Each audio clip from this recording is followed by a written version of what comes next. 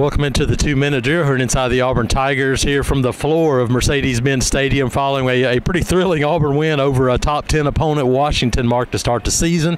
You look at this game, and obviously you look and missed opportunities for Auburn early on, but boy, resiliency. The theme for this team has been finish since last season.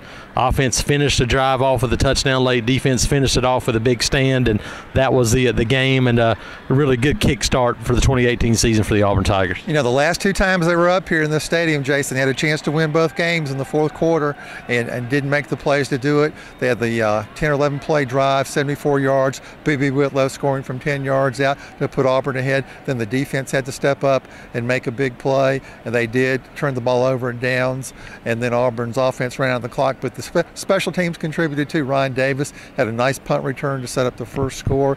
The freshman, Anders Carlson, did solidly for his first game, particularly his kickoffs were outstanding.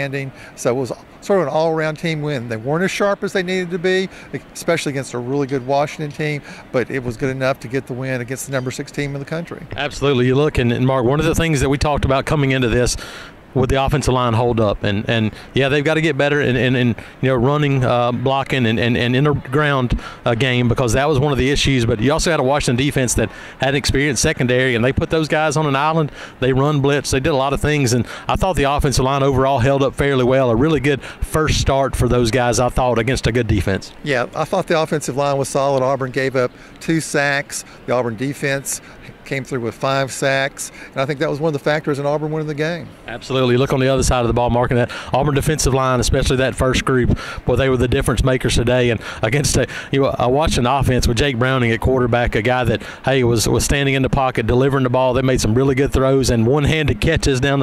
I mean, that was a good Washington offense that Auburn played against today, and to hold them to the few points that they did, that was a really good effort by the Tiger defense. Yep, I agree. You know, probably one of the big disappointments is Auburn had so many more chances to score, didn't take advantage of it. The penalties were a problem. Auburn had 12 for 111 yards. Washington had a lot of penalties too. That also impacted them.